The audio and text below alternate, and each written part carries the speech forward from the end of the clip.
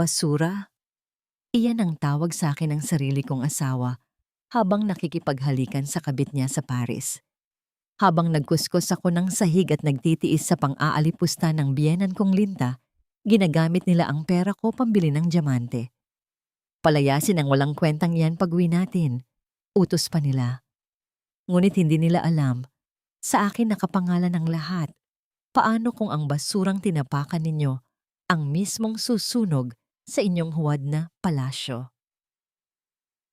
Tingnan mo nga naman itong asawa mong mukhang alila, Miguel. Ang sarap lustayin ng pera niya, hindi ba? Hayaan mo siyang magpakakuba sa paglilinis ng bahay at pagluluto habang binibili natin itong diamante. Pabigat na nga, wala pang kwenta manamit. Pag-uwi natin galing dito sa Paris, palayasin mo na ang walang silbing babaeng yan.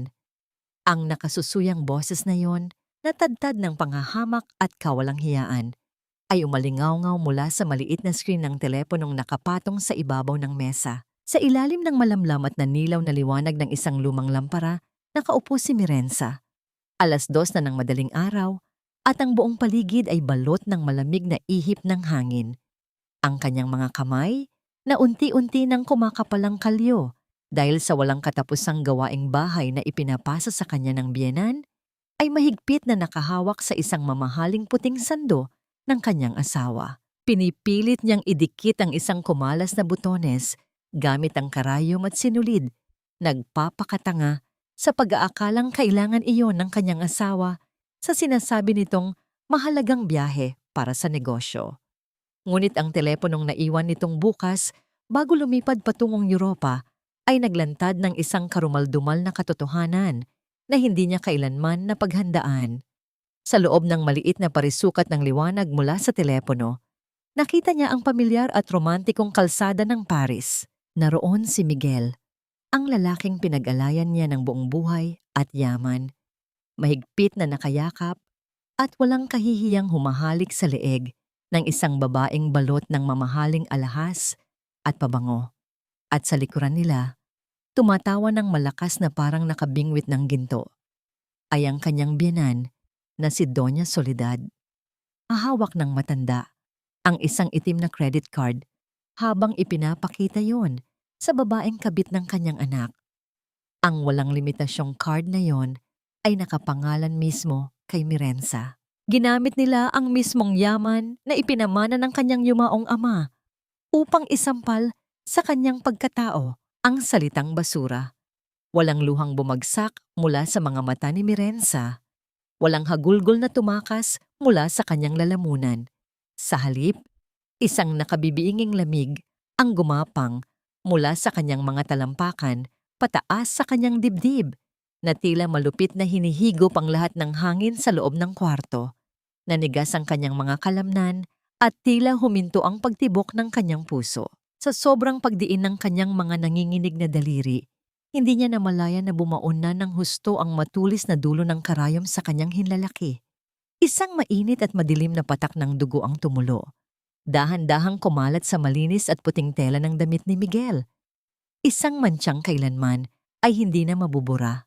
Marahan niyang inalis ang karayom mula sa kanyang braso. Nananatiling kalmado ang kanyang mukha, na para bang tinatanggap na niya ang pagtatapos ng isang mahabang yugto ng pagtitiis. Dahan-dahan niyang inabot ang telepono at pinatay ang tawag, pinuputol ang koneksyon sa hindi niya nais makita.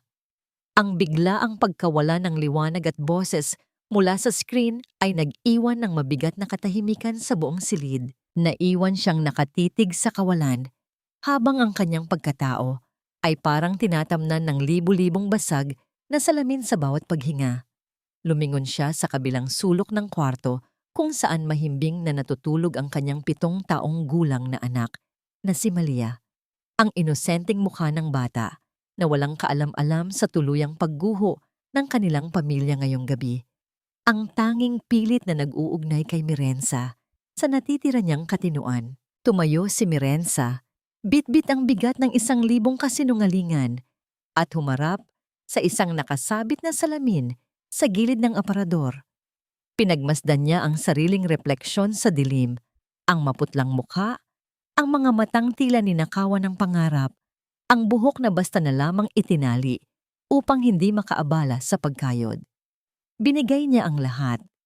Ibinaba niya ang kanyang sarili, isinuko ang kanyang trono, sa pag-aakalang ang pagiging alipin ng pag-ibig ay magdudulot ng kapayapaan sa kanyang tahanan.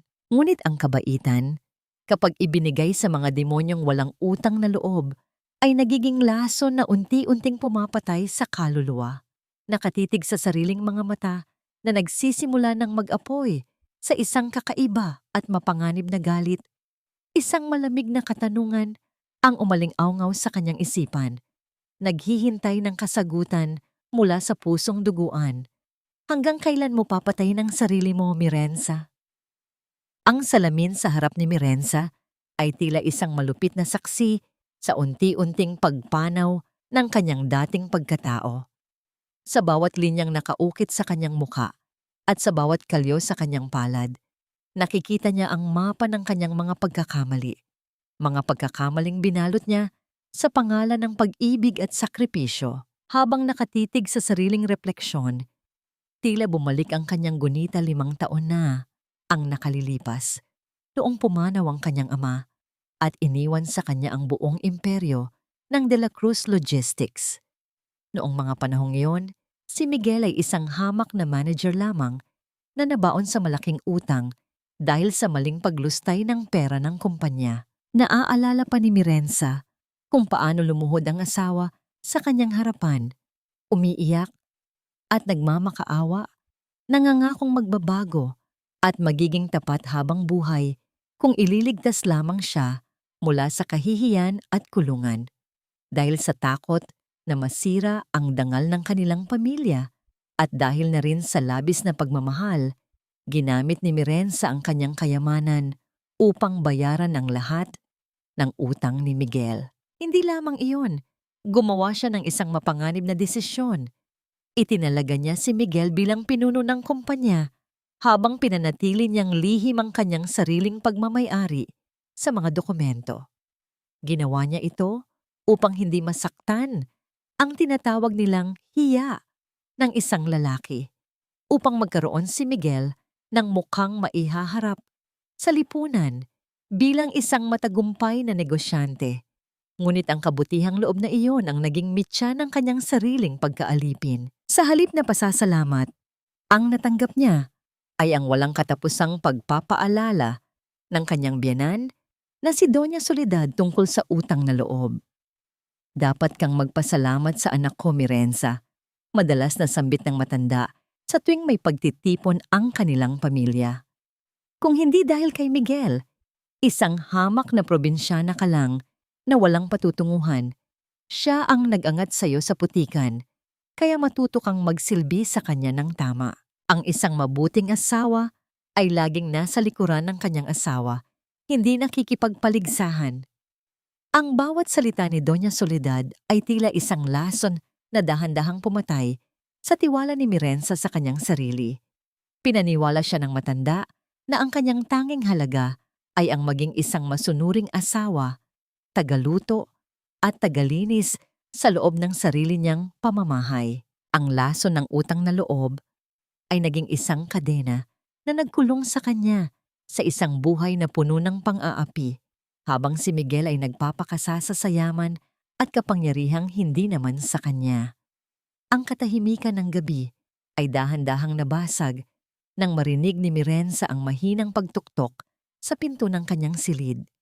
Bumukas ito ng bahagya at pumasok si Manang Rosa, ang matandang budya o kasambahay na tanging nakakaalam ng tunay na bigat na dinadala ni Mirenza. May dala itong isang baso ng mainit na gatas. Ang usok nito ay banayad na sumasama sa malamig na hangin. Lumapit ang matanda at tinitigan ang namumutlang mukha ni Mirenza. Walang salitang binitawan si Manang Rosa, ngunit ang lungkot sa kanyang mga mata ay sapat na upang malaman ni Mirenza na nararamdaman nito ang kanyang pait. Inabot ng matanda ang baso at sa isang bihirang pagkakataon, may inilagay siyang isang maliit at makulay na candy sa palad ni Mirenza. Isang simpleng kilos na tila nagsasabing, "Narito ako, hindi ka nag-iisa." Uminom si Mirenza ng gatas. Hinahayaang gumapang ang init nito sa kanyang naninigas na katawan. Sa bawat lagok, tila nagliliwanag ang kanyang isipan. Ang hapdi ng pagkakatraidor ay unti-unting napapalitan ng isang malamig at matalas na determinasyon. Hindi na niya hahayaan na ang lason ng utang na loob ang dumanak sa kanyang mga ugat. Kung ang binuo niyang palasyo ay gawa sa kasinungalingan ni Miguel, siya rin mismo ang wawasak dito hanggang sa maging abo ang lahat. Ngunit bago pa niya tuluyang mailapag ang baso, isang kakaibang tunog ang nanggaling sa labas ng bahay. Ang ugong ng isang sasakyang humihinto sa harap ng tarangkahan. Nagtaka si Mirenza dahil dapat ay nasa Paris pa ang kanyang asawa at biyenan sa loob ng isa pang linggo. Ngunit ang tunog ng susi na pilit na ipinapasok sa kandado ng pangunahing pinto ay nagpadama sa kanya ng isang matinding kaba. Ang mabilis at marahas na pagpihit ng doorknob ay nagpahiwatig ng pagmamadali at galit. Nagkatinginan sila ni Manang Rosa. Kapwa hindi makagalaw sa kinatatayuan. Sino ang darating sa ganitong oras ng madaling araw? Ang takot ay muling gumapang sa kanyang balat, ngunit sa pagkakataong ito, hindi siya papayag na maging biktima muli. Ang mga anino sa ilalim ng pinto ay nagbabadya ng isang bagong bagyo na mas malakas kaysa sa kanyang inaasahan. Ang marahas na pagbalandra ng pinto ay tila isang kulog na yumanig sa buong kabahayan. Winawasak ang huling bahagi ng katahimikan sa madaling araw na yon. Huminto ang paghinga ni Mirenza nang mamukhaan ang tatlong figurang pumasok sa loob ng mansyon.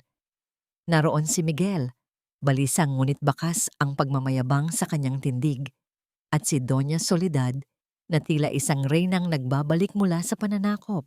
Ngunit ang nagpabilis sa tibok ng puso ni Mirenza ay ang babaeng nasa likuran nila, si Cheska. Ang babaeng nakita niyang kahalikan ng kanyang asawa sa Paris ay narito na ngayon.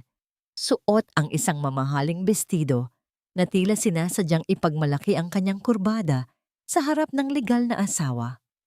Bakit kayo napauwi ng maaga? Akala ko ba sa susunod na linggo pa ang balik ninyo? Ang boses ni Mirenza ay mahina, ngunit bawat salita ay tila galing sa ilalim ng isang malalim na balon. Hindi siya gumalaw sa kanyang kinatatayuan, hinahayaang ang anino ng hagdan ang tumakip sa kanyang nanunuyong mukha.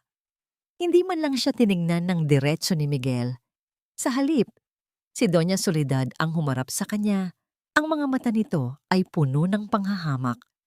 Huwag kang magtanong ng marami, Mirenza. Napaka-importante ng bisita natin, kaya kailangan naming bumalik agad. Ito si Francesca, anak siya ng may-ari ng pinakamalaking minahan sa Mindanao. Isa siyang napaka-importanteng investor para sa bagong proyekto ni Miguel. At dahil wala kang alam sa negosyo, ang tanging silbi mo rito ay siguraduhing busog at komportable ang ating bisita. Magtungo ka sa kusina at magluto ng pinakamasarap mong putahe. Ngayon din. Ang bawat salita ng matanda ay tila isang latay sa likod ni Mirenza. Alam niya ang katotohanan. Alam niyang ang babaeng ito ay hindi isang mayamang tagapagmana, kundi isang linta na sumisipsip sa yaman na siya mismo ang nagpunla. Ngunit sa halip na sumigaw, isang kakaibang katahimikan ang bumalot sa kanyang kaluluwa. Tinalikuran niya sila at nagtungo sa kusina. Sa bawat hiwa niya ng mga sangkap, sa bawat pag-init ng kawali, tila unti-unting nabubuo ang isang plano sa kanyang isipan. Hindi na siya ang Mirenza na madaling saktan. Ang bawat patak ng pawis sa kanyang noo ay nagsisilbing panggatong sa apoy ng kanyang paghihiganti. Inihain ni Mirenza ang almusal sa hapagkainan. Pinanood niya kung paano magtawanan ang tatlo habang siya ay nakatayo lamang sa gilid. Tila isang aninong hindi nararapat mapansin. Nakita niya ang palihim na pagpisil ni Miguel sa kamay ni Cheska sa ilalim ng mesa at ang makahulugang ngiti ni Doña Soledad sa dalawa. Ang kawalang hiyaan nila ay tila isang malupit na dula na ipinapalabas sa harap ng kanyang mga mata. Ay pasensya na, Mirenza. Ang maarteng boses ni Cheska ang bumasag sa kanyang pagmumuni-muni. Sinadya nitong itabig ang baso ng orange juice, dahilan upang dumanak ang malagkit na likido sa mamahaling carpet ng silid kainan. Ang tanga ko talaga. Nakakahiya naman sa carpet nyo. Anong nakakahiya? May alila naman tayo rito para maglinis, sabi ni Doña Soledad habang nakatitig ng matalim kay Mirenza. Ano pang hinihintay mo? Lumuhod ka at kuskusin mo yan, Mirenza. Siguraduhin mong mawawala ang lagkit bago kami matapos kumain. Huwag kang tatayo hanggat hindi kumikinang ang sahig na yan. Habang dahan-dahang lumuluhod si Mirenza sa malamig na sahig, naramdaman niya ang matinding pait sa kanyang lalamunan. Ngunit ang pinakamasakit na bahagi ay nang biglang lumabas ang kanyang anak na si Malia mula sa kanyang kwarto, gulo-gulo pa ang buhok at may antok pa sa mga mata. Tumakbo ang bata patungo sa kanyang ina. Ngunit bago pa man niya mayakap si Mirenza, marahas siyang itinulak ni Doña Soledad palayo. Huwag kang makisali rito, bata. Nakakaabala ka sa pagkain namin. Ang sigaw ng matanda ay naging sanhi ng pagkabuwal ni Malia sa sahig, dahilan upang magasgas ang maliit nitong siko. Ang iyak ni Malia ay tila isang punyal na sumaksak sa pinakamalalim na bahagi ng puso ni Mirenza. Napatigil siya sa pagpupunas ng sahig. Ang kanyang mga kamay ay nanginginig sa matinding galit na hindi na niya kayang pigilan. Tumingin siya kay Miguel, umaasang may gagawin ng asawa upang ipagtanggol ang sarili nilang anak. Ngunit ang lalaking iyon ay nanatiling nakatungo sa kanyang pagkain, tila walang naririnig. Sa sandaling iyon, ang huling hibla ng pagmamahal ni Mirenza para kay Miguel ay tuluyan ng naputol. Pinunasan niya ang luha ng kanyang anak at niyakap ito ng mahigpit, habang ang kanyang mga mata ay nakapako sa 3 demonyong nasa harap niya. Pikit ka lang, anak, malapit na tayong gumising, bulong ni Mirenza sa kanyang anak. Ang kanyang boses ay malamig pa sa yelo. Ang kanyang mga mata ay hindi na naghahanap ng awa. Sa halip, naroon ang isang mapanganib na liwanag na tila nagsasabing ang panahon ng pagdurusa ay tapos na. Pagkatapos linisin ang carpet, dahan-dahang tumayo si Mirenza at nahanap ang kanyang tingin sa tablet na naiwan ni Miguel sa ibabaw ng sofa. Isang tablet na hindi nakasara at tila naghihintay na buksan ang lahat ng pintuan ng impyerno para sa mga taong nasa harap niya. Ang liwanag mula sa screen ng tablet ay tila isang maputlang apoy na sumusungaw sa madilim na sulok ng sala, tila isang bitag na naghihintay lamang na malapitan. Dahan-dahang binuhat ni Mirenza ang gadget, maingat na hindi makagawa ng anumang ingay na maaaring makagising sa mga demonyong kasalukuyang nagpapakasasa sa kanyang tahanan. Nagtungo siya sa banyo at marahang ibinalandra ang trangka ng pinto. Doon, sa ilalim ng malamig at puting ilaw ng banyo, binuksan niya ang mundo ng mga lihim ni Miguel. Ang bawat scroll ng kanyang daliri ay tila isang paghiwa sa kanyang sariling laman. Ang mga mensahe sa pagitan ni Miguel at Cheska ay punong-puno ng malalaswa at mapang-alipustang salita. Nakita niya ang mga larawan ng kanilang pagbabakasyon sa Paris, ang mga resibo ng mga mamahaling relo, at alahas na binili gamit ang kanyang pera, at ang mga halakhak nila habang tinatawag siyang konangok, o isang tangang babaeng wala namang alam kundi ang maglinis ng banyo. Ngunit ang pinakamasakit sa lahat ay ang mensahe ni Miguel noong isang gabi lamang. Hayaan mo, mahal, sulat ni Miguel kay Cheska. Konting tiis na lang sa probinsyanang yan. Kapag nakuha ko na ang buong kontrol sa De La Cruz Logistics at nailipat na sa pangalan ko ang titulo ng mansyong ito, itatapon ko na sila ni Malia sa kalsada. Doon sila nararapat, sa putikan kung saan ko sila pinulot. Pagkatapos noon, tayo na ang maghahari rito. Sa sandaling iyon, ang huling bahagi ng puso ni Mirenza na nagmamahal pa sa kanyang asawa ay tuluyan ng naging abo. Wala nang luhang lumabas sa kanyang mga mata.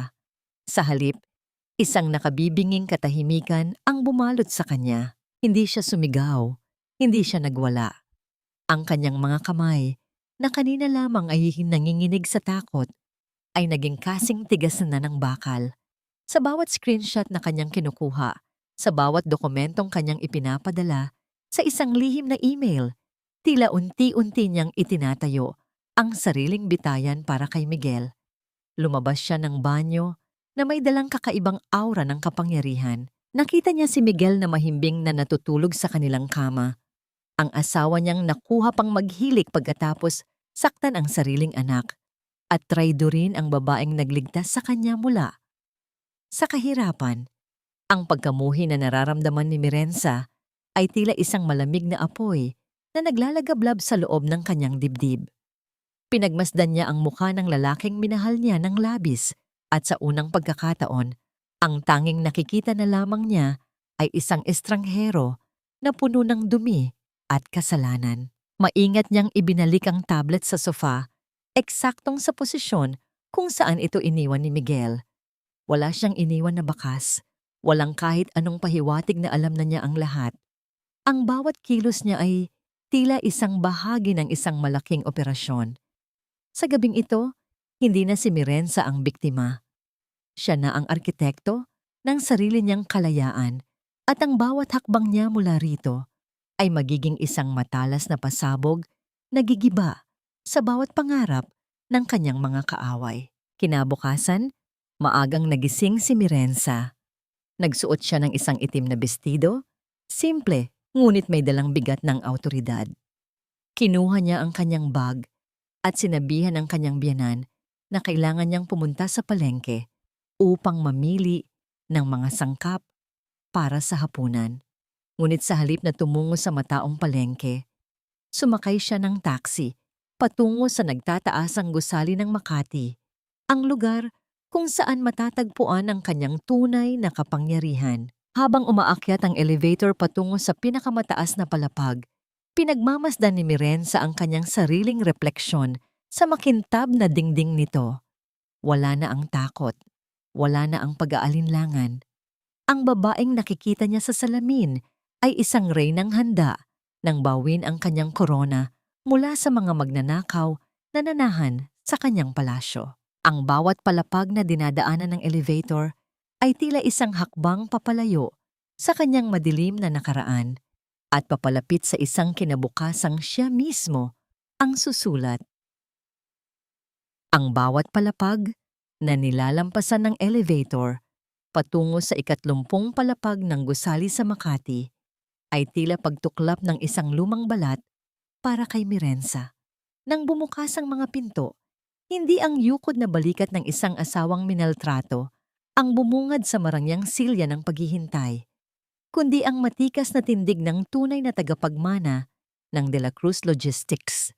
Ang mga empleyado sa labas ng opisina ni Attorney Dindo Reyes ay napatingin sa kanya, bakas ang pagtataka kung sino ang babaeng ito na tila may dalang bagyo sa kanyang mga mata.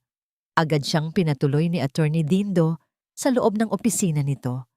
Ang matandang abogado na naging kanang kamay ng yumaong ama ni Mirenza ay napatayo nang makita ang kalagayan ng anak ng kanyang matalik na kaibigan. Nakita niya ang mga pasa sa kalooban ni Mirenza na hindi nakikita ng karaniwang mata. Mirenza anak, mahina nitong sambit, puno ng pag-aalala. Anong nangyari? Bakit ngayon ka lang bumalik dito? Walang imik na inilapag ni Mirenza ang kanyang telepono sa ibabaw ng lamesang gawa sa mahogany. Doon ay ipinakita niya ang lahat ng ebidensyang nakalap niya mula sa tablet ni Miguel, ang mga larawan, ang mga mensahe ng pang-aalipusta at ang planong pagnanakaw sa kanyang kumpanya. Habang binabasa ni Dindo ang mga ito, unti-unting namula ang mukha ng abogado sa matinding galit. Ngunit bago pa man ito makapagsalita, inunahan na siya ni Mirenza ng isang malamig na pahayag. Ayoko ng mabilisang diborsyo, Attorney Dindo. Ayokong basta na lamang silang makaalis sa buhay ko nang may nakulimbat pa. Gusto kong panoorin silang bumagsak mula sa pinakamataas na pedestal na sila mismo ang nagtayo gamit ang aking dugo at pawis.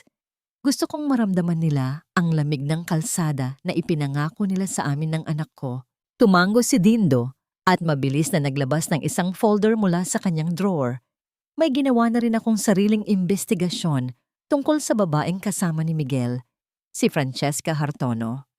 Mirenza, hindi siya anak ng may-ari ng minahan. Isa siyang batikang luwa daw sa ibang bansa, kilala sa paggamit ng iba't ibang pangalan para mambiktima ng mga lalaking uhaw sa kapangyarihan. May mga kaso na siya ng credit card fraud sa Thailand at Singapore. Isang mapait na ngiti ang sumilay sa mga labi ni Mirenza. Kaya pala ganun siya kadesperadang gamitin ang pera ko. Bagay silang dalawa ni Miguel, mga magnanakaw na nagpapanggap na hari at reyna. Inilahad ni Mirenza ang kanyang plano. Hindi niya agad ipapaalam kay Miguel na alam na niya ang lahat. Sa halip, pipirmahan niya ang mga dokumentong mag-aalis sa lahat ng awtoridad ni Miguel sa kumpanya. Ngunit pananatilihing aktibo ang kanyang itim na credit card para sa isang huling pagkakataon. Hahayaan niyang dalahin ni Miguel, ang kanyang ina, at si Cheska sa Paris muli. Hayaan silang managinip ng gising habang unti-unti niyang binubutas ang kanilang sasakyan. Bago umalis, iniabot ni Attorney Dindo kay Mirenza ang isang lumang pluma na nakuha mula sa kagamitan ng kanyang ama. Ito ang ginamit ng papa mo noong itayo niya ang kumpanyang ito, Mirenza. Sabi niya noon, ang bawat pirma ay dapat may pananagutan. Ngayon, gamitin mo ito para bawiin ang sayo. Nang hawakan ni Mirenza ang pluma, tila naramdaman niya ang init ng palad ng kanyang ama, nagbibigay sa kanya ng lakas na tumayo ng tuwid. Ang bawat hibla ng kanyang pag-aalinlangan ay napalitan ng isang bakal na determinasyon.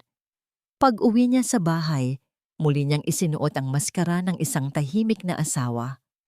Bumili siya ng isang maliit na kahon ng murang tinapay sa kanto upang ipakita sa kanyang biyenan na galing nga siya sa palengke. Ngunit sa ilalim ng kanyang simpleng kasuotan, naroon ang isang lihim na dokumentong naglalaman ng isang espesyal na kondisyon tungkol sa kinabukasan ni Doña Soledad. Isang kondisyong hindi aakalain ng matanda na magiging mitya ng kanyang sariling paghihirap. Eksaktong pagpasok niya sa pintuan, sinalubong siya ng isang mayabang na anunsyo mula kay Miguel. Nakasuot na ito ng kanyang mamahaling suit at may hawak na baso ng alak. Mirenza, maghanda ka. Sa susunod na linggo, babalik kami ni Mama sa Paris kasama si Cheska para sa isang malaking kontrata. Kailangan ko ng dagdag na pondo para sa aming hotel at panggastos doon. Gawan mo ng paraan, manghiram ka sa mga kaibigan mo kung kailangan. Huwag mo akong ipapahiya sa harap ng aking mga business partner. Tumingin si Mirenza sa kanyang asawa. Ang kanyang mga mata ay tila mapayapang dagat na nagtatago ng isang malaking tsunami sa kailaliman. Sige Miguel, gagawan ko ng paraan. Sisiguraduhin kong hindi mo malilimutan ang biyaheng ito sa buong buhay mo. Ang bawat araw na lumilipas bago ang nakatakdang pag-alis ni na Miguel patungong Paris ay tila isang mahabang paglalakad sa ibabaw ng nagbabagang pako para kay Mirenza. Sa harap ng kanyang asawa at biyenan, nanatili siyang tikom ang bibig. Isang anino ng babaeng dati ay puno ng pangarap. Ngunit sa likod ng kanyang mga mata, isang malamig at matalas na plano ang unti-unti nang nagkakaroon ng hugis.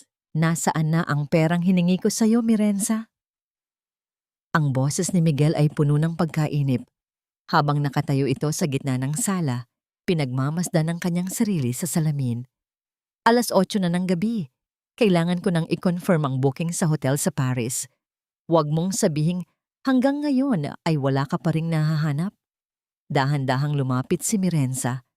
Bit-bit ang isang maliit at lumang pitaka. Ang kanyang mukha ay sadyang ginawa niyang maputla at pagod. Miguel, alam mong mahirap maghagilap ng ganon kalaking halaga sa maikling panahon.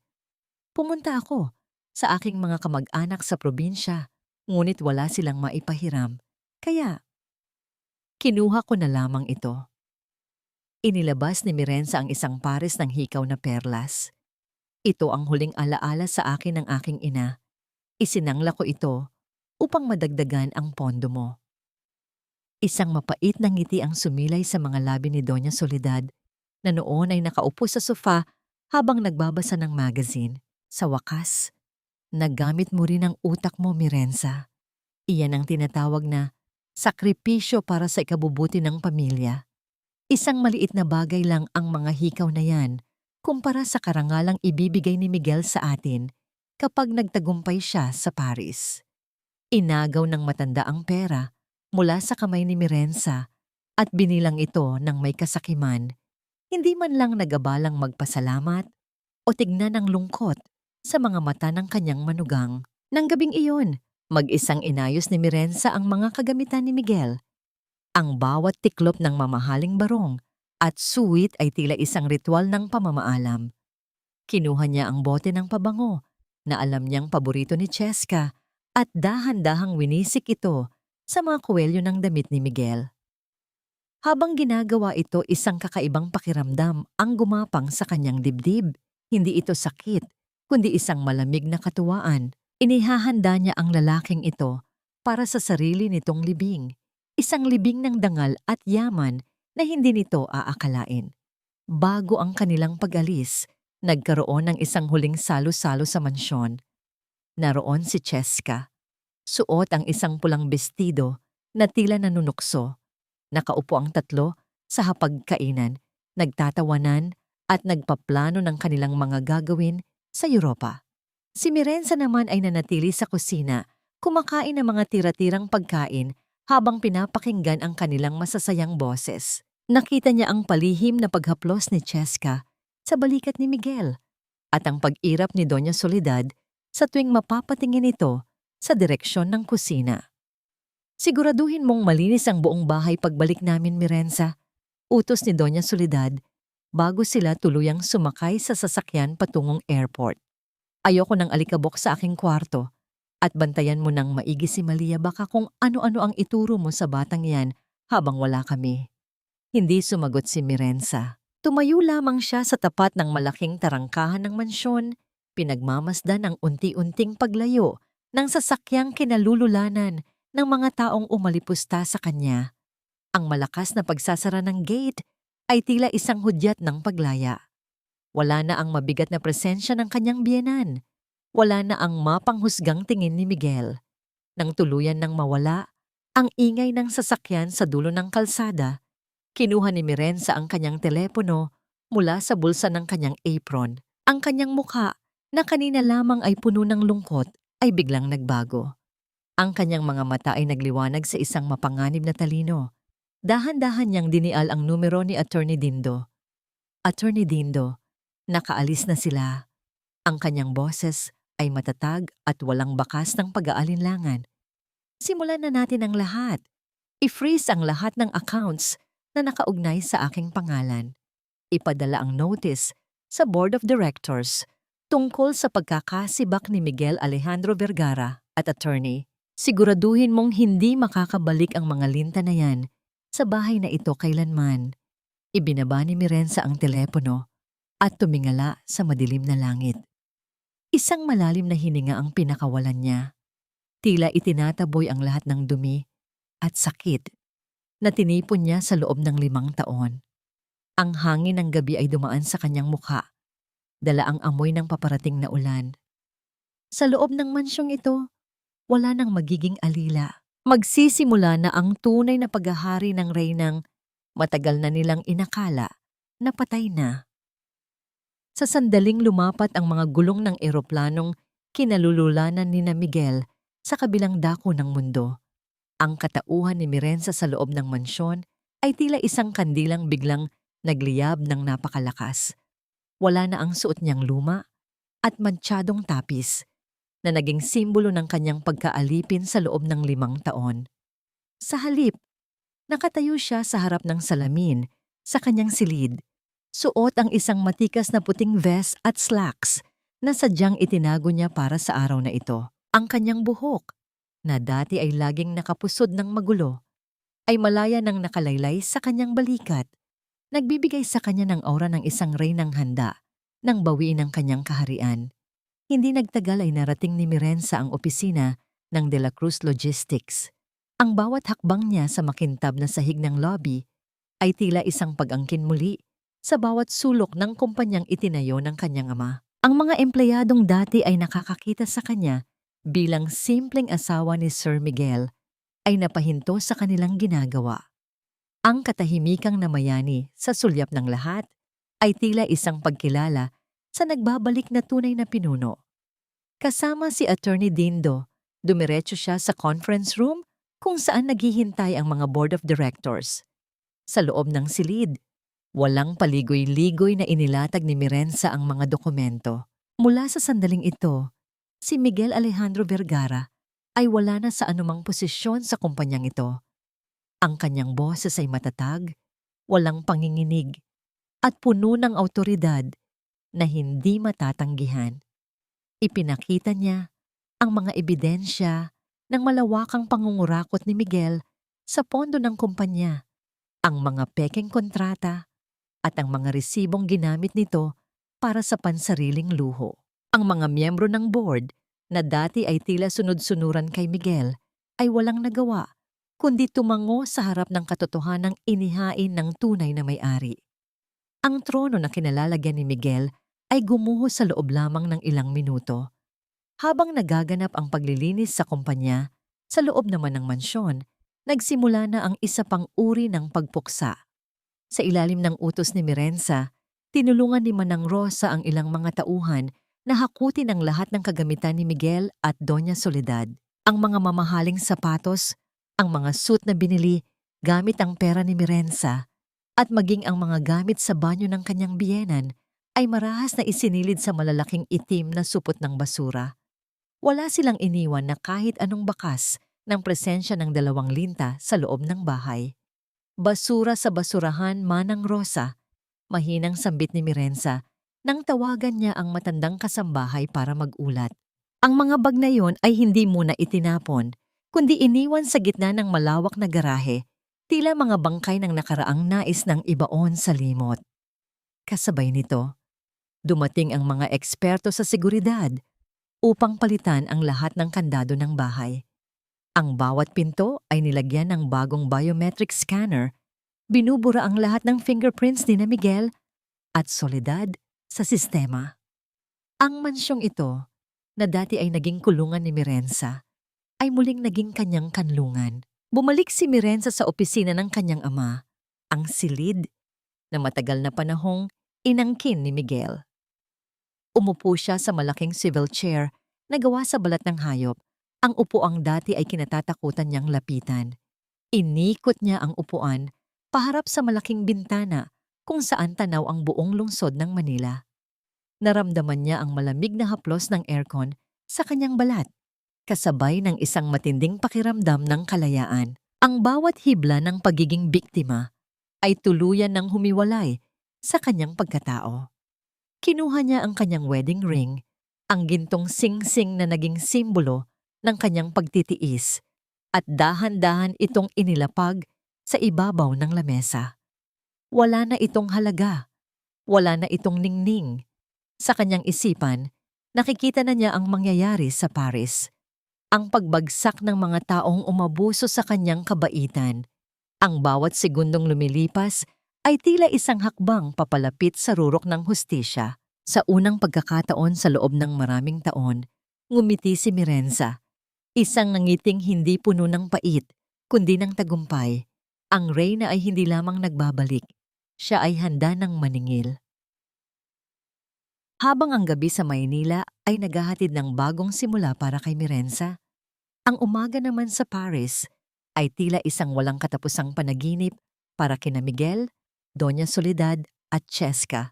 Sa loob ng marangyang presidential suite ng Hotel Ritz, ang halimuyak ng mamahaling pabango at ang kinang ng mga bagong biling gamit ang namamayani.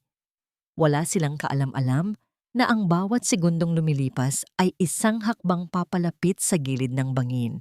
"Tingnan mo itong sapatos, Miguel," wika ni Doña Soledad, habang iwinagayway ang isang pares ng heels na nagniningning sa dami ng kristal.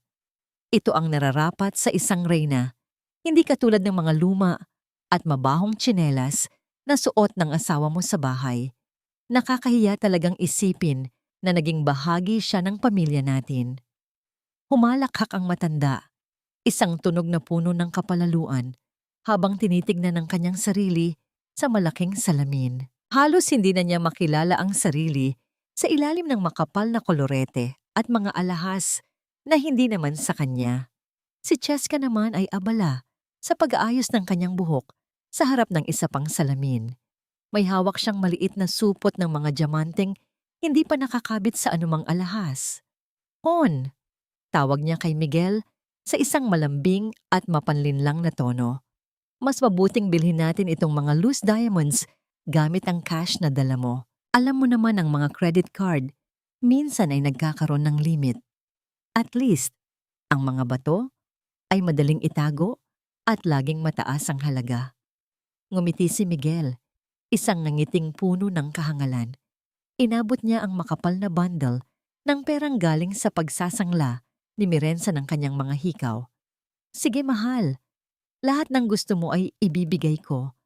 Pagkatapos ng biyaheng ito, hindi na natin kailangang magpanggap sa harap ng babaeng yon. Magiging atin na ang lahat." Kinuha ni Miguel ang kanyang telepono at sinubukang tawagan ang kanyang dating sekretarya sa Maynila upang mag-utos sa mga dokumento para sa kanyang pagbabalik. Ngunit ang tanging narinig niya ay ang paulit-ulit na tono ng putol na linya. Imbes na kabahan, ipinagpilitan niya sa sarili na baka mahina lamang ang signal sa loob ng hotel. Ang hapon ay lumipas sa walang humpay na paggastos. Si Doña Soledad ay tila isang gutom na linta sa mga butik ng Champs-Élysées. Itinutulak niya ang ibang mga turista at nagtataas ng boses sa mga sales lady. Ipinaparamdam ang kanyang huwad na kapangyarihan. "Hindi niyo ba alam kung sino ang kaharap niyo?" Sigaw niya sa isang Frances na clerk na hindi agad nakuha ang kanyang gusto. Ang kanyang bawat kaskas ng itim na credit card ay tila isang musika ng tagumpay sa kanyang pandinig. Nang sumapit ang gabi, naghanda ang tatlo para sa pinakahihintay nilang hapunan sa tanyag na restaurant sa loob mismo ng Top Eiffel. Suot ang kanilang pinakamagarang kasuotan, tila sila mga dugong bughaw na lalakad sa pulang kapet. Si Miguel ay nagniningning sa kanyang bagong suit habang si Doña Soledad ay halos hindi na makalakad sa bigat ng mga alahas na kanyang isinuot ng sabay-sabay. Siguradong hihimatayin sa inggit ang lahat ng kakilala natin kapag nakita ang mga litrato natin dito. Masayang sabi ni Miguel habang pasakay sila sa elevator patungo sa tuktok ng tore. Ang hangin ng Paris ay malamig, ngunit ang init ng kanilang mga ambisyon ay sapat na upang malasing sila sa ilusyon ng tagumpay. Wala silang kamalay-malay na sa ibaba ng magandang tanawing iyon, ang lupang inaapakan nila ay unti-unti nang naglalaho. Ang bawat hakbang nila patungo sa marangyang mesa ay ang huling mga sandali ng kanilang huwad na kaligayahan. Ang dambuhalang tore ay magsisilbing entablado ng kanilang pinakamalaking kahihiyan at ang bawat kislap ng mga ilaw ng Paris ay tila mga matang nanonood sa pagbagsak ng mga magnanakaw. Ang kabanatang ito ay idinisenyo upang pukawin ang matinding galit at pagkamuhi ng mga tagapakinig sa pamamagitan ng pagpapakita ng walang pakundangang paggastos at kayabangan ng mga kontrabida. Ang kaibahan ng kanilang luho sa Paris at ng sakripisyo ni Mirenza sa Maynila ay magpapataas sa pananabik para sa kanilang pagbagsak. Sa gitna ng pagkain ng mamahaling selyadong pagkain, biglang naisip ni Doña Soledad ang lasa ng sabaw na niluto ni Mirenza noong nakaraang buwan. Kahit sandali, ay naramdaman niya ang pagkakaiba ng tunay na pagkalinga sa plastik na karangyaan, ngunit agad niya itong itinaboy sa pamamagitan ng pag-insulto muli sa manugang. Bakit pinipilit ni Cheska si Miguel na gumamit ng cash sa pagbili ng mga diamante sa halip na iswipe ang card na tila walang limitasyon? Inabot na ng waiter ang bill para sa kanilang napakamahal na hapunan. Inilabas ni Miguel ang itim na credit card ni Mirenza nang may malawak na ngiti, handang ipagmalaki ang kanyang yaman sa harap ng lahat. Ngunit pagdait ng card sa terminal, isang matinis na tunog ang bumasag sa katahimikan ng restaurant. Ang maliit na screen ay nagpakita ng isang kulay, pulang babala na hindi nila inaasahan. "Sir, Pasensya na po, ngunit hindi tinatanggap ng aming system ang inyong card. Declined po ang transaction.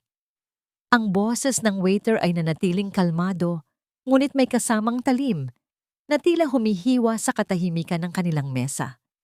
Bahagyang nangatog ang kamay ni Miguel habang muling inaabot ang itim na card, pilit nang ngumingiti kahit ang kanyang noo ay nagsisimula ng butil-butilin ng malamig na pawis. Sinubukan niya itong ipasok muli sa terminal. Umaasang isa lamang itong pagkakamali ng teknolohiya. Ngunit sa bawat pagsubok, ang screen ay nanatiling pula, isang kulay na tila humhiyaw ng kanilang papalapit na kapahamakan. Baka naman sira ang makina ninyo, singhal ni Doña Soledad habang pilit na pinapanatili ang kanyang dangal sa harap ng ibang mga kumakain sa restaurant. Hindi niyo ba alam kung sino ang kaharap ninyo? Ang anak ko ang CEO ng isa sa pinakamalaking logistics company sa Pilipinas. Hindi mauubusan ng pondo ang card na yan. Ang kanyang boses ay umalingaw-ngaw sa loob ng marangyang silid, ngunit sa halip na matakot, ang mga tao sa paligid ay nagsimulang magbulungan. Ang kanilang mga tingin ay puno ng panghuhusga sa matandang babaeng balot ng alahas, ngunit tila nawawalan na ng lupa sa kinatatayuan. Ang manager ng restaurant ay lumapit ng may malamig na ekspresyon sa mukha. Ang kanyang mga mata ay hindi na nagpapakita ng anumang pasensya. Sa Paris, ang karangyaan ay walang silbi kung wala itong katumbas na pambayad. Monsieur, hindi po sira ang aming terminal. Ang inyong account ay nakatala bilang frozen o sarado na. Kung wala po kayong ibang paraan ng pagbabayad para sa inyong dinner, mapipilitan po kaming tumawag ng mga awtoridad.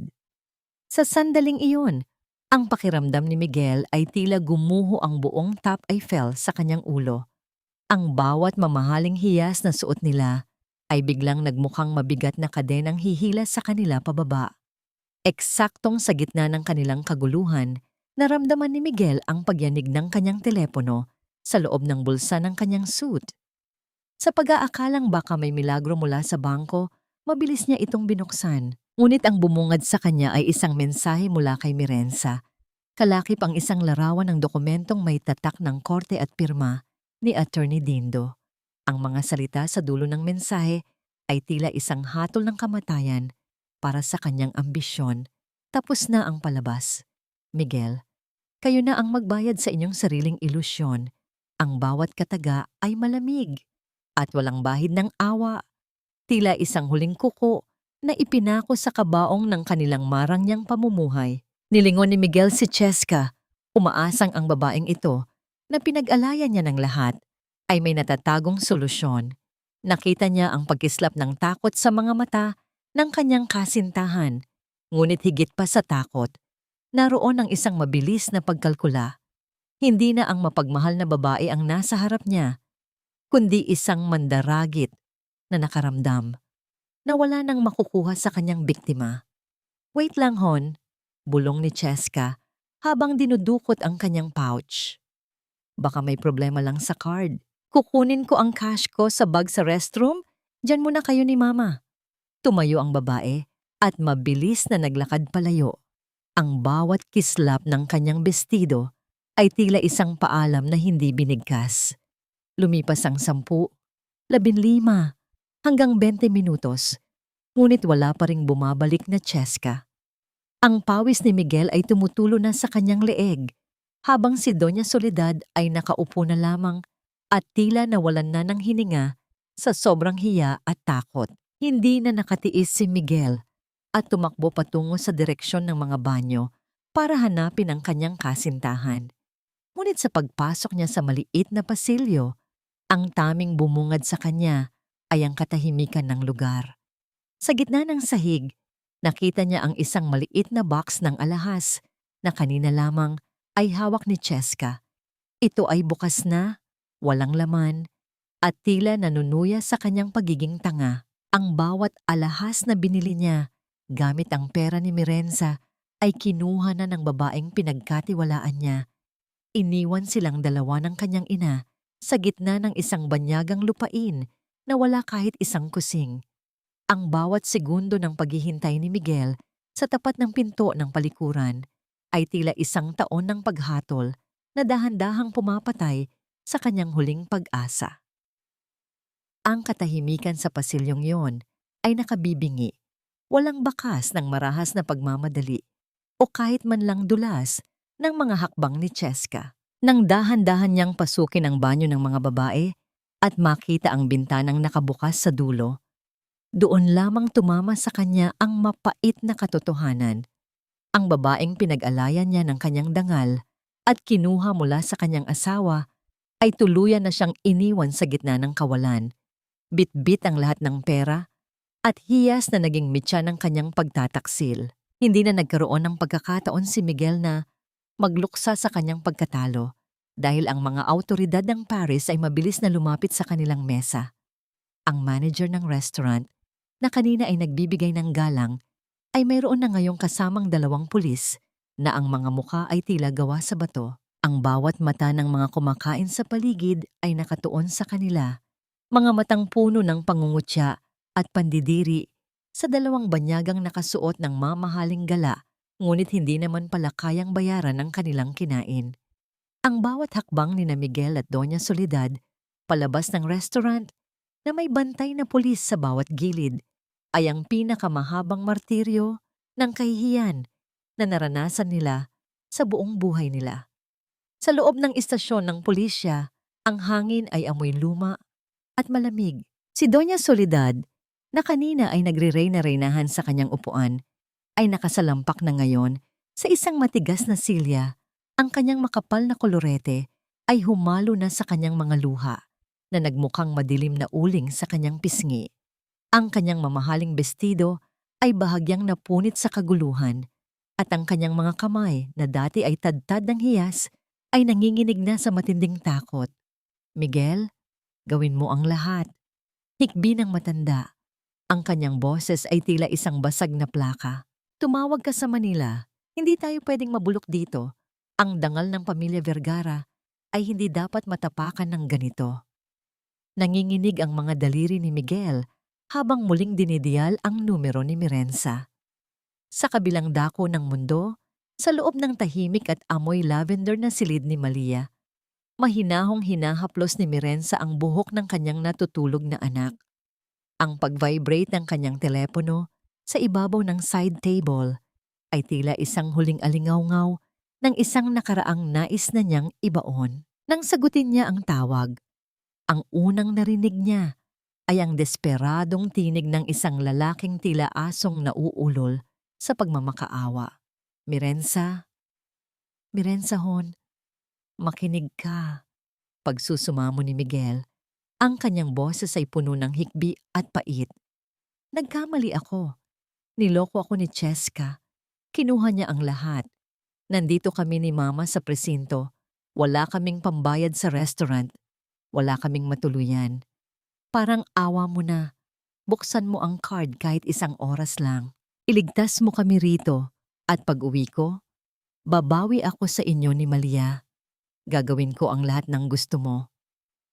Isang malamig at tuyot na tawa ang kumawala sa mga labi ni Mirenza habang nakatitig sa dilim ng gabi. Ang kanyang puso, na dati ay punong-puno ng malasakit, ay tila naging isang matigas na diamante na hindi na matitibag ng anumang luha. Sino ito? Ang kanyang boses ay matatag. Walang kahit anong bakas ng emosyon, tila isang hukom na nagbabasa ng huling hatol. Wala akong asawang magnanakaw at traidor. Ang Miguel na kilala ko ay namatay na kasabay ng aking tiwala. Huwag mo nang uubusin ang natitirang baterya ng telepono mo sa akin dahil para sa akin, isa na lamang kayong dumi na kailangan ng walisin sa aking buhay. Pinindot ni Mirenza ang end call button, pinapatay ang huling pag-asa ng lalaking naging anino ng kanyang paghihirap. Nabalik ang katahimikan sa paligid ni Mirenza, ngunit sa Paris, ang gabi ay nagsisimula pa lamang maging isang impyerno para sa mag-ina. Nang sa wakas ay palayasin sila ng mga pulis dahil sa kawalan ng sapat na ebidensya para ikulong, nagtungo sila sa Hotel Ritz sa huling pag-asa na makakakuha sila ng masisilungan. Ngunit bago pa man sila makapasok sa marangyang labi, ang kanilang mga mata ay bumungad sa isang tanawin na tuluyang wumasak sa kanilang pagkatao. Sa labas ng hotel, sa gitna ng malamig na kalsada at sa ilalim ng ulan, naroon ang kanilang mga maleta, bukas, gulo-gulo, at tila mga basurang itinapon ng mga taong kanina lamang ay naglilingkod sa kanila. Wala na ang kanilang marangyang kwarto, wala na ang kanilang karangalan, iniwan silang dalawa na nakatayo sa gitna ng malamig na Paris na wala kahit isang sentimo sa kanilang mga bulsa. Ang gabi sa Paris ay hindi na ang lungsod ng mga pangarap para sa mag-inang Vergara. Ang lamig ay tumatagos sa buto, isang malupit na paalala na ang kanilang marangyang balat ay wala ng proteksyon mula sa bagsik ng katotohanan. Ang tila reynang bestido ni Doña Soledad ay nakakaladkad na sa maruming semento ng kalsada.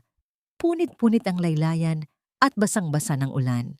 Ang kanyang mga paa, na dati ay hindi tumatapak sa lupa ng walang mamahaling sapatos, ay nakayapak na ngayon sa magaspang na aspalto matapos mabali ang takong ng kanyang sapatos. Ang bawat hakbang ay may kasamang hapdi, hindi lamang sa balat, kundi sa kailaliman ng kanyang pagkatao na dati ay puno ng kapalaluan. Sa tapat ng isang maliit na tindahan ng tinapay, huminto ang dalawa dahil sa matinding pagod. Ang amoy ng bagong luto na baget ay tila isang malupit na panunokso sa kanilang kumakalam na sikmura. Dahil sa sobrang gutom, napilitan si Miguel na lumapit sa isang malaking plastik na supot ng basura sa gilid ng tindahan. Ang kanyang mga kamay, na dati ay tanging mga papeles ng kumpanya at baso ng mamahaling alak ang hawak, ay dahan-dahang binaligtad ang mga tira-tirang pagkain. Nakakita siya ng mga bahagi ng tinapay na matigas na at bahagyang basa dahil sa ulan. Iniabot niya ito sa kanyang ina, na agad namang nilamon ang pagkain ng walang pag-aalinlangan. Habang dahan-dahang nang ginunguya ni Doña Soledad ang malamig na tirang tinapay, biglang bumalik sa kanyang gunita ang bawat pagkakataong pinapakain niya si Mirenza ng mga tira-tirang ulam sa madilim na kusina ng mansyon. Naalala niya kung paano niya insultuhin ang manugang habang ito ay pagod na pagod sa paglilingkod sa kanila. Ang pait ng tinapay sa kanyang bibig ay kasing pait ng katotohanang ang lahat ng kanyang ginawang pagmamaltrato ay bumabalik sa kanya sa gitna ng isang banyagang lupain na walang pakialam sa kanyang nakaraan. Kasalanan ito ng demonyitang iyon. Hikbi ng matanda, pilit pa ring isinisisi sa biktima ang sarili nilang kasakiman. Ngunit sa pagkakataong ito, walang nakikinig sa kanyang mga sumbat kundi ang malamig na hangin ng Paris. Si Miguel naman ay tahimik na nakatungo sa isang sulok, sinusubukang gamitin ang huling sandali ng baterya ng kanyang telepono upang humingi ng tulong sa kanyang mga kaibigan sa social media. Ngunit sa bawat pag-refresh niya ng pahina, ang tanging nakikita niya ay ang libu-libong shares ng post ni Mirenza, ang mga ebidensya ng kanyang pagtataksil, ang mga nakaw na sandali nila ni Cheska, at ang opisyal na pahayag ng kumpanya tungkol sa kanyang pagkakasibak. Ang mga kaibigan niyang dati ay laging nakapaligid sa kanya sa mga inuman ay nag-iiwan na ngayon ng mga komento ng pandidiri at pangungutya. Wala nang gustong magpadala ng pera. Wala nang naniniwala sa kanyang mga kasinungalingan. Tuluyan na siyang naging isang estranghero sa mundong dati ay inaakala niyang pag-aari niya. Matapos ang 3 araw na pagtatago sa ilalim ng mga tulay at pakikipag-agawa ng pagkain sa mga kalapati, natagpuan sila ng mga tauhan ng Embahada ng Pilipinas. Ang 2 Pilipinong mukhang mga palaboy ngunit nakasuot pa rin ng basahan ng mamahaling damit ay agad na dinala sa opisina. Dahil sa kawalan ng pondo at paso na ang kanilang mga dokumento na sadyang pinabayaan ni Attorney Dindo na hindi ma-renew, inihanda na ang kanilang mga deportation papers. Ibabalik sila sa Pilipinas hindi bilang mga matagumpay na negosyante, kundi bilang mga mamamayang wala ng dangal na maihaharap sa sinuman. Ang kanilang paglalakbay na nagsimula sa karangyaan ay nagtatapos na ngayon sa isang madilim na sulok ng eroplano, pauwi sa bayang wala ng puwang para sa kanila. Samantala, sa Maynila, ang amoy ng luma at masamang enerhiya sa loob ng mansyon ay unti-unti nang naglalaho. Si Mirenza, kasama si Manang Rosa, ay abala sa pag-aayos ng silid ni Malia. Ang mga madidilim at mabibigat na kurtina na gusto ni Doña Soledad ay pinalitan na ng maliliwanag na kulay na tila nagpapasok ng bagong pag-asa sa bawat sulok ng bahay. Ang bawat gamit na may kinalaman sa pamilya Vergara ay tuluyan ng nailabas at naipadala sa bodega. Habang pinagmamasdan ni Mirenza ang kanyang anak na masayang naglalaro sa bagong ayos na kwarto, naramdaman niya ang isang uri ng katahimikan na matagal na niyang hinahanap. Ang kanyang puso ay nagsisimula ng maghilom, malayo sa bawat sigaw at pangaalipusta na dati ay kumukulong sa kanya. Ang init ng Maynila ay tila isang mabigat na kumot na sumasakal sa mag-inang Vergara nang lumabas sila mula sa gusali ng paliparan. Wala na ang mga sundo, wala na ang mga kamera na dati ay nag-aabang sa kanilang pagbabalik mula sa ibang bansa. Sa halip, ang tanging sumalubong sa kanila ay ang mausok na hangin at ang mapanghusgang tingin ng mga taong nakakakilala sa kanilang mga mukha mula sa mga balita sa social media. Sa loob ng isang taxi na pinilit nilang sakyan kahit wala silang pambayad, ang bawat kanto ng lungsod ay tila nagpapaalala sa kanila ng bawat taong kanilang tinapakan. Diretso sa mansyon Manong, utos ni Miguel sa driver. Ang kanyang boses ay pilit na nagmamatigas kahit ang kanyang hitsura ay mas malala pa sa isang taong grasa. Ang kanyang suit na galing Paris ay gusot-gusot na. May mga mantsa ng tuyong putik at amoy ng 3 araw na pawis. Sa tabi niya, si Doña Soledad ay nakasandal sa bintana. Ang kanyang mga labi ay nanginginig habang bumubulong ng mga sumpa laban kay Mirenza. Naniniwala pa rin ang matanda na sa oras na makatapak sila sa loob ng mansyon, muli nilang mababawi ang lahat sa pamamagitan ng pananakot at paggamit ng kanilang huwad na otoridad. Nang huminto ang taxi sa tapat ng pamilyar na malaking tarangkahan, tila tumigil ang mundo para sa mag-ina. Ang dating kulay gintong gate na simbolo ng kanilang yaman ay wala na. Pinalitan ito ng isang matibay at modernong gate na gawa sa itim na bakal, nagniningning sa ilalim ng sikat ng araw, ngunit tila isang pader na hindi na kailanman matitibag. Sa gilid ng kalsada, sa mismong tapat ng gate, ay nakahilera ang 12-dosenang itim na supot ng basura. Ang ilan sa mga ito ay punit na. Inilalantad ang mga mamahaling sapatos ni Soledad at ang mga kagamitan ni Miguel na tila mga bangkay ng kanilang dating luho na itinapon sa kalsada. Mirenza, buksan mo ang pinto. Mirenza, lumabas ka rito. Sigaw ni Miguel habang marahas na hinahampas ang bakal na gate. Ang bawat kalabog ay tila isang desperadong paghingi ng tulong na walang sumasagot. Si Doña Soledad naman ay nagsimulang magsisigaw. Ang kanyang boses ay umalingaw-ngaw sa buong subdivision. Tinatawag ang mga kapitbahay upang panoorin ang kanyang drama. Wala kang utang na loob. Sinira mo ang pamilya natin. Ako ang ina ng asawa mo. Wala kang karapatang itapon ang mga gamit ko sa kalsada na parang basura. Ang kanyang mga daliri ay pilit na kumakapit sa bakal. Ang kanyang mukha ay namumula sa matinding galit at hiya. Dahan-dahang bumukas ang maliit na pinto sa gilid ng malaking gate. Lumabas si Mirenza, hindi bilang isang alilang nakayuko, kundi bilang isang reynang nakatayo ng tuwid. Suot niya ang isang puting terno na tila sumisimbolo sa kanyang bagong simula, malinis at walang bahid ng dumi. Sa likuran niya ay nakatayo si attorney, Dindo at 2 malalaking lalaki na nakasuot ng uniforme ng security. Ang bawat hakbang ni Mirenza patungo sa mag-ina ay may dalang bigat ng hustisyang matagal na niyang hinintay. Ang kanyang mga mata, na dati ay puno ng luha, ay tila 2 matigas na diamante na nakatitig sa 2 nilalang na sumira sa kanyang tiwala. Ang pamilyang ito ay itinayo ko sa sarili kong dugo. At pawis, soledad. Ang boses ni Mirenza ay malamig, matatag, at walang bahid ng galit. Tila isang hukom na nagbabasa ng pinal na hatol. Kayo ang mga linta na sumipsip sa lahat ng meron ako habang tinatawag niyo akong walang kwenta. Ngayon, ang oras ng inyong pagpapakasasa ay tapos na. Ang bawat sentimo na kinuha ninyo ay ibabalik ninyo sa pamamagitan ng batas. Inabot ni Attorney Dindo ang isang dokumento kay Miguel, isang restraining order na nagbabawal sa kanila na lumapit sa loob ng 500 metro mula kay Mirenza at sa mansyon. Lalong nagwala si Miguel. Susugurin sana niya si Mirenza sa tindi ng kanyang desperasyon. Ngunit bago pa man niya madampi ang kanyang maruming kamay sa asawa, mabilis siyang nahawakan at naitalbog ng mga security guards. Bumagsak si Miguel sa sahig.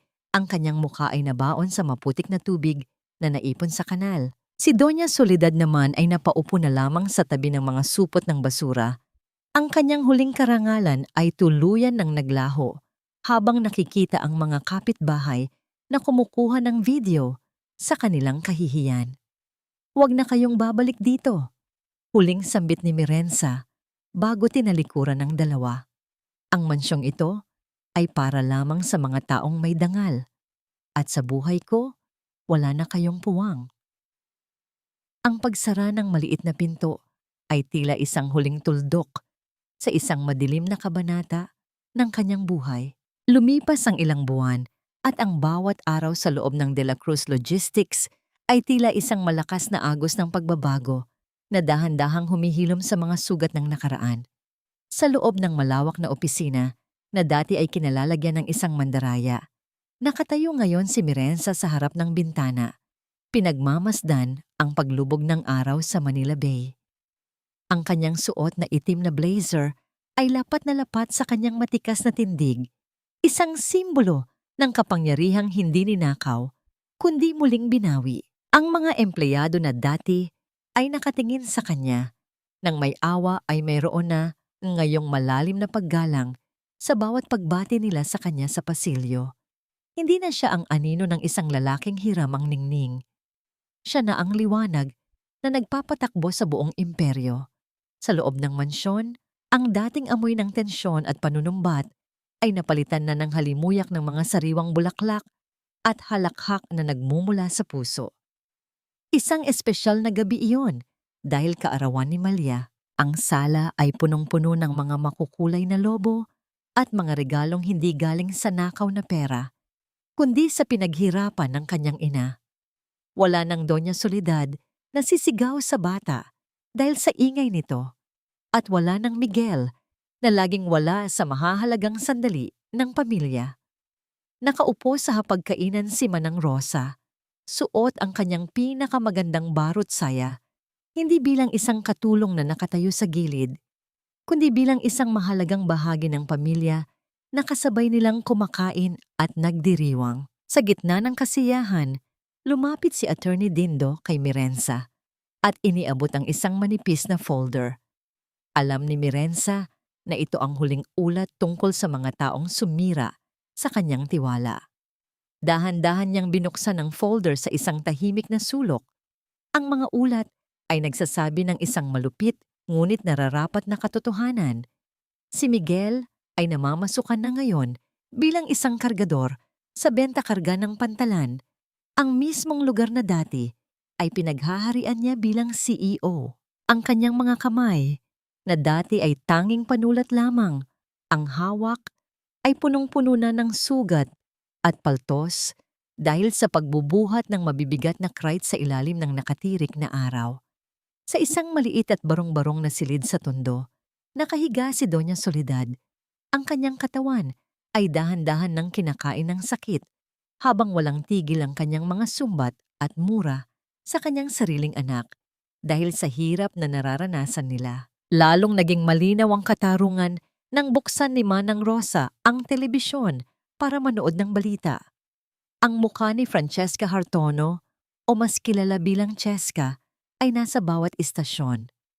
Naaresto ang babae sa isang marangyang kondo sa Bangkok matapos itong masangkot sa isang malaking sindikato ng human trafficking at money laundering.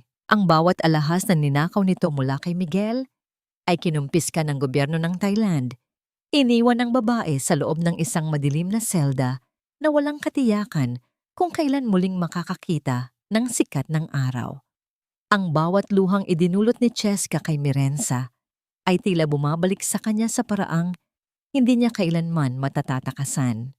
Matapos basahin ang ulat, dahan-dahang kinuha ni Mirenza ang folder at inilagay ito sa loob ng shredder. Pinanood niya kung paano maging maliliit na hibla ng papel ang huling koneksyon niya sa nakaraan. Wala siyang naramdamang tuwa o poot, kundi isang malalim at payapang katahimikan. Ang kanyang paghihiganti ay hindi natapos sa dahas, kundi sa tagumpay ng kanyang sariling buhay. Lumapit sa kanya si Malia. May hawak na isang gawa sa papel na korona na kulay ginto.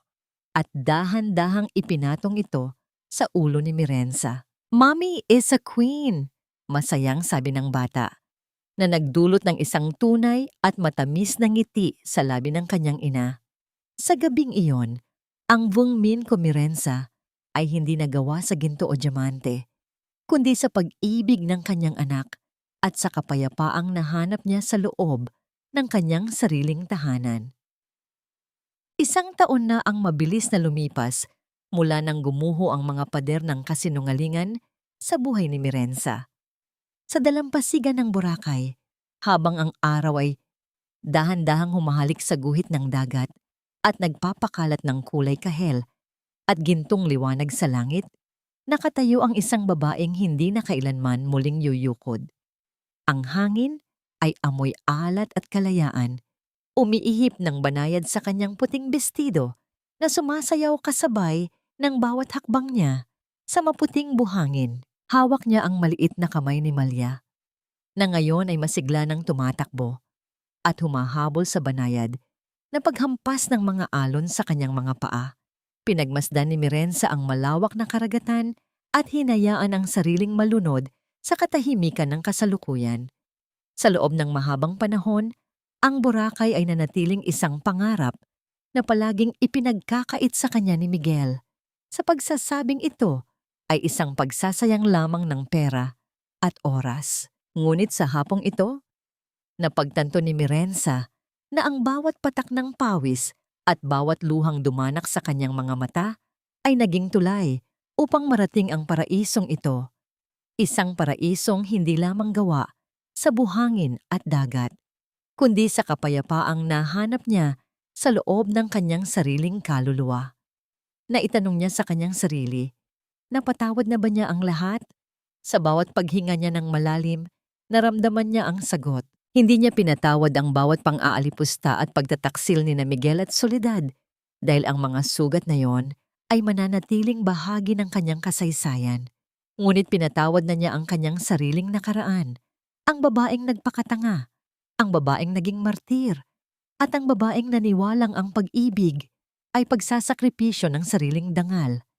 Pinakawalan na niya ang bawat bigat ng galit na dati ay tila isang malaking bato sa kanyang dibdib. Ang pagpapatawad ay hindi para sa mga taong nanakit sa kanya, kundi para sa kanyang sarili upang tuluyan na siyang makalaya sa tanikala ng kahapon. Sa isang maikling saglit, dumaan sa kanyang gunita ang isang malungtong na imahe mula sa Maynila. Ang balita tungkol sa isang lalaking may bitbit na matandang babaeng may sakit sa gitna ng isang siksikang ospital ng gobyerno. Ang amoy ng gamot at ang tunog ng paghihirap ay ang bagong mundo ni na Miguel at Soledad. Isang mundong sila mismo ang lumikha dahil sa kanilang kasakiman. Ngunit mabilis ding binura ni Mirenza ang larawang yon sa kanyang isipan. Hindi na sila karapat-dapat sa kahit isang segundo ng kanyang atensyon.